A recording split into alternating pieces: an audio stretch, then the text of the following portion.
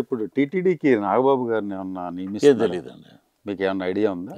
ఒకవేళ ఆయన నియమిస్తే ఎలా ఉంటుంది మీ ఉద్దేశం? ఏం అది అంత స్థాయి నాకు లేదండి. ఉమ్. ఇప్పుడు మాలో మాకు శత్రుత్వం పెట్టి మీరు మాలో మాకు కొట్టుకు సావాలని మేము వేడుక చూస్తామని చెప్పి మీరు ఒకవేళ నియమిస్తే పృథ్వీరాజ్ గారు అలా అన్నారా, పృథ్వీరాజ్ గారు ఎలా అన్నారా ఛీ, ఛీ, అలా కాదు. అని చెప్తే లేదు, ఇప్పుడు లేదు. పెరుగులా ఉంటే చాలు మనం మళ్ళీ లేదు సార్, దాంట్లో మీరు ఆ మ- పదవి మజ్జిగ మీరు కావాల్సి already- చిలకటం ఎందుకు హాయిగా ఉన్నదని. మీరు మీరు ఆల్రెడీ చేసి వచ్చారు కాబట్టి, నేను టీటీడీ చైర్మన్ చేయలేదండి. అంటే ఐ మీన్ టీటీడీ చైర్మన్ టీటీడీలో చేసిన మహానుభావుల్లో కనుమూరి బాపిరాజు కనపడితే కాళ్ళు కడిగి నెత్తి మీద పోసుకుంటారు జనం. అలా అన్నారు మొన్న పబ్లిక్. వీళ్ళు ఏంటండి వాడు కూర్చోబెట్టి లైవ్ పెట్టేసి ఇప్పుడు అదెంత లడ్డులు ఎంత అది దాని మీద 100 పెంచు, దీని మీద చేపలు ఉంటే చూడండి మార్కెట్ ఏమైనా ఆ చేపలు అది 10,000 నువ్వు తీసుకో, దీంట్లో నువ్వు తీసుకో. ఇప్పుడు శ్రీవాణి ట్రస్ట్ ఉంది, 10,100 10,500 10,100 ఎంత ఉంది. టీటీడీకి వెళ్ళేది ఒక 500 200 వెళ్తుంది. మిగతా 2 అకౌంట్లు ఎక్కడికి వెళ్తున్నాయి? సార్ ఇందాక మీరు చెప్పినట్టు ఇప్పుడు ఫండ్స్ లేవు మనకి, మొత్తం రాష్ట్రాన్ని దోచేశారు గత ప్రభుత్వం అవినీతిలో, అసలు ఇప్పుడు చేయటానికి అనేది కానీ లేదు, చాలా టైం పడుతుందని చంద్రబాబు గారు అన్నారు కదా, మరి అవన్నీ ఎలా పూడుస్తారు ఇప్పుడు? ఏమంటే ఆఖరి కట్రాలేసే కంపెనీలు కూడా వీడి దెబ్బకి బయటపెట్టి పారిపోయారు అందరూ. చూసారు వీడు దుర్మార్గుడు, నా ఇదే అంట చూసారు కోట అన్నట్టు నాకేంటని.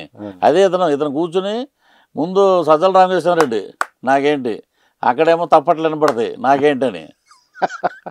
ఈ నాకేంటని మొత్తం నాగేశారు రాష్ట్రాన్ని.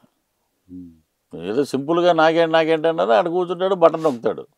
నేను ప్రచారంలో మొత్తం 60 రోజుల ప్రచారంలో ఒకటే చెప్పాము, ఎట్లా సార్ మరి అభివృద్ధి? జగన్మోహన్ రెడ్డి గారు ఈసారి బటన్లు నొక్కే చరిత్ర మీకు ఇవ్వట్లేదు ప్రజలు, 2 బటన్లు మేమే నొక్కుతాం, ఒకటి ఎమ్మెల్యే ఒకటి ఎంపీ అని చేసి చూపించారు. ఆయన గెలిస్తే ప్రజల తీర్పు, కూటమి గెలిస్తే ట్యాంపరింగ్. మరి గెలిచినా ఇప్పుడు ఫండ్స్ లేనప్పుడు ఎట్లా సార్? అంటే ముందుకు ఎలా వెళ్తారు ప్రజలు? నేను పార్టీకి సపోర్ట్గా మాట్లాడట్లా, కూటమి జనసేన ప్రతినిధులుగా మాట్లాడట్లా, జనాల్లోకి నేను వెళ్ళి రూరల్గా ఉన్న ఏరియాలు తిరిగి సోడవరం,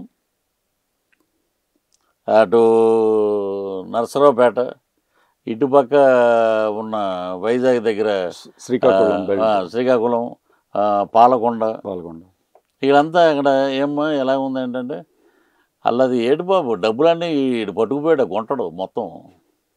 ఏది జగన్మోహన్ రెడ్డి పట్టుకుపోయాడు, ఆడ ఏమున్నాయి అక్కడ శుభ్రంగా అన్నీ ఏర్పరుస్తారు, మాకేమి లోటేమి. ప్రజలే అర్థం చేసుకునే పరిస్థితి వచ్చేది, ప్రజలు అర్థం చేసుకునే పరిస్థితి. అన్ని శ్వేతపత్రాలు ఎక్కడ ఇప్పుడు గవర్నమెంట్ ఏం చేస్తుంది అనేది అన్ని ప్రెస్ మీట్లు ఉన్నాయి, డైరెక్ట్గా మాట్లాడుతున్నారు.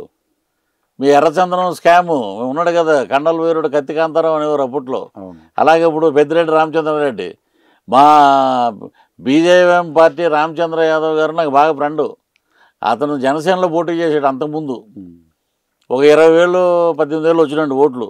అదే అతను కానీ పార్టీ పెట్టకుండా తెలుగుదేశంలో కానీ జనసేనలో జాయిన్ అయి ఉంటే ఈరోజు మినిస్టర్. సచ్చి చెడి 4,600 చిల్లరలో గెలిచాడు అతను. గెలిస్తే అతని మీద ఎంక్వైరీలు వస్తే 1,600 మంది 2,000 మంది వర్షంలో గొడుగులు వేసుకుని అయ్యే మా ల్యాండ్లు దొబ్బేశాడు, ఈ దొబ్బేశాడు ఇతను, ఇది అనుగుడు పెద్దిరెడ్డి రామచంద్రారెడ్డి. ఏంటంటే ఇది రాష్ట్రం ఎడిపోతుంది.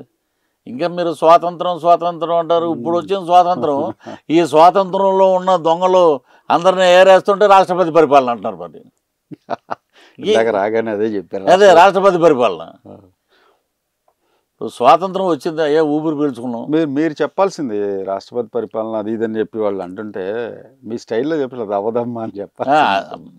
అది ఎటు తిరిగి అవదమ్మా, అది అవదమ్మా అది. ఎందుకంటే దేశం మొత్తం అల్లకల్లోలం అయిపోయాడు. అంటే చదువుకున్న పుస్తకాలు కానీ యూనివర్సిటీలు మాకు నేర్పింది కానీ కొన్ని రాష్ట్రాలు సార్, కొన్ని బాగానే ఉన్నాయి రాష్ట్రాలు, అన్నీ బాగానే ఉన్నాయి, కొన్ని తప్ప. వీడంతా దోచుకున్న దుర్మార్గుడు ప్రపంచంలో లేడండి.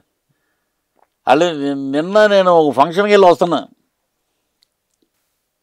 ఏమండి జోగి రమేష్ కొడుకుని అరెస్ట్ చేశారు కదా, అయ్యో పాపం అయ్యో అంటున్నాడు ఏంటండి, అయ్యో బాబోయ్ వాడు ఈడికైనా పెద్ద దుర్మార్గుడు అండి అన్నారు. వాడు తండ్రి చెరువు మీద వాడు ముడ్డుగడిగితే ఈడెళ్ళి నీళ్ళలో ముడ్డుగడిగే రకమండి బాబు ఈడు అన్నాడు. అంటే చూడండి, అగ్రిగోల్డ్ భూముల్ని వాళ్ళు అన్నీ తీసుకుని రామోజీరావు గారిని ఆడుకున్నారు. వీళ్ళు చేసే పనులు ఏంటండి మొత్తం ఈ దుర్మార్గుల్ని ఏరుతుంటే ఈ ఎవరో ఏం చేయట్లే. రెడ్ బుక్ రాజ్యాంగం మళ్ళీ ఇంకోటి చెప్తున్నాడు ఆయన, ఎవరో ఉంటాడు కదా, వైనాట్ 175 బ్రో సినిమాకి కలెక్షన్ రాలేదు. ఆడ బతుకంతే. చూసారు, నేను చెప్పాను ఒక రోజు, గుర్తుందా మీకు? తెలుసండి.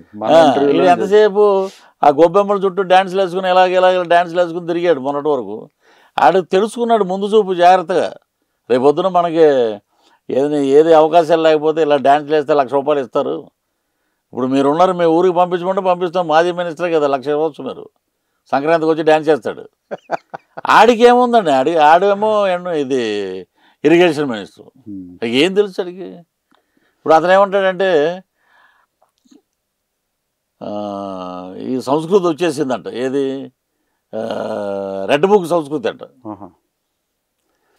రెడ్ బుక్ ఇంకేం ఓపెన్ చేయలేదురా బాబు, రెడ్ బుక్ పట్టుకున్నాం అంతే. క్యాజినో సంస్కృతి చూపించాం అలాగే. రెడ్ బుక్ మేము ఓపెన్ చేయలే. ఓపెన్ చేస్తే ఎక్కడి వరకు ఉంటారు వీళ్ళు? ఇదే అండి, ఇలాంటి మాటలు ఇలాంటివి చేసి 900 మంది సెక్యూరిటీ కావాలండి. రేపొద్దున ఏమంటాడంటే నా 151 మంది కూడా లేరండి, వాళ్ళందరినీ కూడా అసెంబ్లీకి పిలవండి, నాకు తోడుగా ఉంటారు అంటాడు. రేపొద్దున ఎప్పుడో ఉండడు. ఇప్పుడే ఆల్రెడీ నాకున్న సమాచారం మేరకు 11 మంది ఉన్నారు కదండి. నేను ఇది కూడా అంత పాత వీడియోలు చూడండి. ఒక గురుకుల పాఠశాలకు వెళ్ళి ఒక చిన్న కుర్రోడు ఉన్నాడు, 8th స్టాండర్డ్ అంట.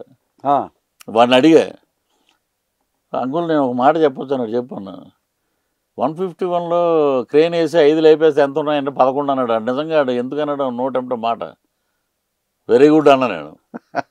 అలాగా ఇప్పుడు దాంట్లో 11లో 8 మంది వెళ్ళిపోవడానికి రెడీగా ఉన్నారు. బట్ ఏంటంటే బొట్టు పెట్టడానికి వీళ్ళెవరు రెడీగా లేరు. తెలుగుదేశం కానీ బీజేపీ కానీ. ఒక కీలక నేత కూడా జరుగుతున్నాయి. బాబు వద్దండి, మీ కాలు పట్టుకుంటాం, అయ్యా మీరు ఏం చేయమంటే చేస్తాం, మేమేం మాట్లాడం, మాకు ఒకటి మా ముఖాల మీద ఛీ మీ బతుకులు ఇవి ఉమ్మూసిన మేము దుడుచుకుంటాం, మాకు బీజేపీ కానీ టీడీపీ కానీ ఇవ్వండి. ఎందుకంటే జనసేన మేము వెళ్తే ఆయన కనపెట్టి కాల్ చేస్తాడు ఆయన. మీరే ఏదన్నా ఆల్మోస్ట్ పొద్దున్న లేచిన కాడి నుంచి 100 ఫోన్లు అయ్యానంట. వెళ్ళిపోతే ఇంకెవరో ఇద్దరు ఉంటారు. పెద్దిరెడ్డి తప్పదేక, అంతేగా. ఇతను అబ్బటి. అతను ఏంటంటే ఇప్పుడు కూడా ఉన్నాం అనుకోండి, రేపొద్దున మనకి పెద్ద కేంద్ర మంత్రి చేస్తారని ఆడుకోవాలి ఆడిది.